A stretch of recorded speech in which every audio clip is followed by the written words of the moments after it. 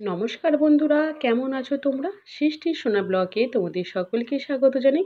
আজকে যে রেসিপিটি শেয়ার করব সেটি কিন্তু সবারই খুবই পরিচিতি। আর এটা কিন্তু সবাই, বিশেষ করে বাচ্চা থেকে বয়স্ক, এটা কিন্তু সবাই খেতে ভালোবাসে। সেটি হলো কি তুল মাছ। আর আমরা কিন্তু সবসময় এই তুল মাছ রান্না করতে গিয়ে কিন্তু পুরোটাই ভেঙে যায়। মাছ কোনটা আবার সবজি কোনটা এটা কিন্তু বুঝতে পারি না। আর কিভাবে রান্না করলে মাছ কিন্তু একদম থাকবে পুরো আস্ত, সেই টিপসটি আজকের এই ভিডিওতে দেখাবো। দেখো, আমি এখানে লবণ হলুদ দিয়ে দিয়েছি পরিমাণ মতন। এবার আমি এখানে একটা পাতিলেবু কেটে নিয়েছি। এই একটা পাতিলেবুর রসটাই কিন্তু পুরোটাই আমি মাছের মধ্যে দিয়ে দেব। তবে আমার এখানে কিন্তু 1 কেজি মাছে কিন্তু আমি একটা গোটা পাতিলেবু দিয়েছি। সেই পরিমাণে কিন্তু এখানে তোমরা ব্যবহার করবে। ব্যাস, এই পাতিলেবুটা দিয়ে একটু মাখিয়ে নিলেই ব্যাস। দেখো, সুন্দর করে আমি পুরো মাছটাতেই কিন্তু পাতিলেবু লবণ হলুদ একসঙ্গে মাখিয়ে নিয়েছি। দেখো, এতে আর জল ঝরানোর কোনো প্রয়োজন নেই। দেখো কত সুন্দর আমার মাখানো হয়ে গেছে। আর এদিকে আমি কড়াই বসিয়ে দিয়েছি। ঠিক যেমনভাবে আমরা এখানে কড়াই বসিয়ে দিয়েছি, আর কড়াইতে দিয়ে দিলাম পরিমাণ মতন তেল। ব্যাস, এবার তেলটা কিন্তু খুব ভালো করে গরম করে নিতে হবে সবার প্রথম। দেখো, আগে কড়াইটা ভালো করে গরম করে নিয়েছি, তারপরে কিন্তু তেলটা দিয়ে দিয়েছি। আর তেলটা দেখো খুব সুন্দর হয়ে গরম হয়ে গেছে। একদম পুরো তেল থেকে কিন্তু ধোঁয়া বেরোচ্ছে। এবার বুঝতে হবে যে তেলটা কিন্তু পুরোপুরিভাবেই রেডি হয়ে গেছে। এবার আমি এখানে একটা একটা করে মাছ এখানে দিয়ে দেবো। দেখো দেখো এবার আমার একসঙ্গে আমি অনেকগুলো মাছ দিয়ে দিয়েছি। এবার দেখো, কোনো মাছ কিন্তু একদম ভেঙে যাচ্ছে না। দেখো, একদম সুন্দর হয়ে কিন্তু গোটা গোটাই রয়েছে। দেখো, আর কিন্তু এই তুল মাছ নিয়ে কোনো রকম কিন্তু আর দুঃখ করা যাবে না যে মাছটা ভেঙে যাচ্ছে বা মাছটা গোটা রাখতে পারছি না। দেখো, সেই চিন্তা থেকে কিন্তু আমাদের মুক্তি পাওয়া গেল।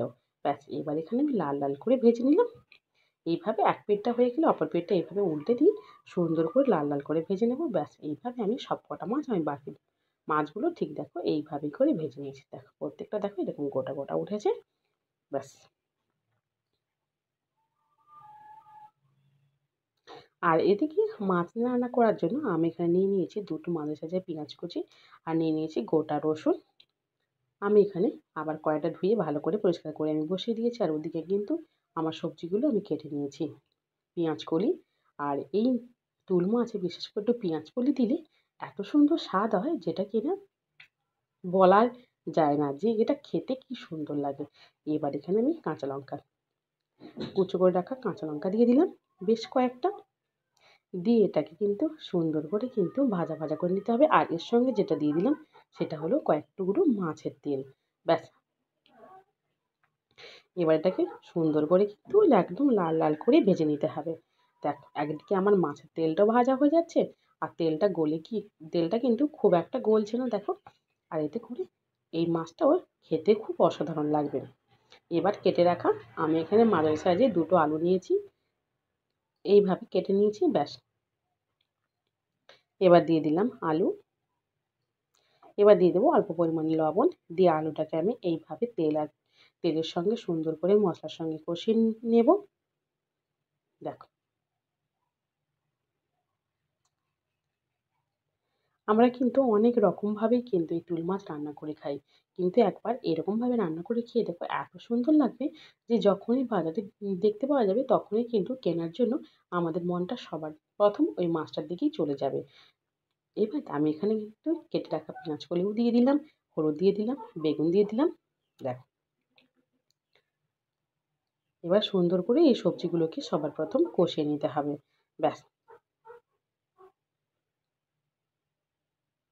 এইভাবে সুন্দর করে সবজিগুলোকে আমি এখানে কষিয়ে নিচ্ছি। দেখো, আস্তে আস্তে করে।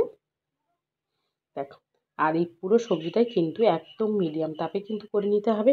কোনোভাবে কিন্তু তাপ বাড়ালে চলবে না। এতে করে কিন্তু তরকারিটা পুড়ে যাওয়ার সম্ভাবনা থাকে, আর অতটা সুন্দর কিন্তু টেস্টফুল হয় না। দেখো, এইভাবে আস্তে আস্তে করে আমি এখানে সবজিগুলো কষিয়ে নিচ্ছি। দেখো, সবজিটা অনেক পরিমাণে কিন্তু অনেকটা পরিমাণে জড়ে গিয়েছে। এবার এখানে যেটা অ্যাড করবো সেটা হলো গোটা টমেটো।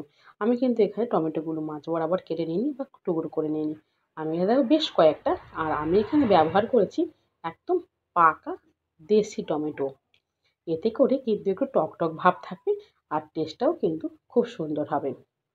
ব্যাস, দেখো সবজির সঙ্গে এইভাবে সুন্দর করে আমি কিন্তু কষিয়ে নিচ্ছি। টমেটোগুলোও একদিকে আমার সেদ্ধ হয়ে যাচ্ছে পুরোপুরিভাবে। এবার এতে ব্যবহার করব উষ্ণ গরম জল। ব্যাস, খুব বেশি পরিমাণে আমি দেবো না, একদম অল্প পরিমাণে দেবো। দিয়ে দেখো সবজিগুলোকে এবার জলটার সঙ্গে আমি মিশিয়ে নিচ্ছি। দেখো যে উষ্ণ গরম জলটা দিলাম, ব্যাস এবার টকবক করে ফুটে গেলেই মাছগুলো দেওয়ার অপেক্ষা। দেখো এইবার তাপটা বাড়িয়ে দিতে হবে। দেখো আমার কিন্তু এখানে সবজিগুলো ফুটতে শুরু করে দিয়েছে তরকারিটা সুন্দরভাবে। দেখো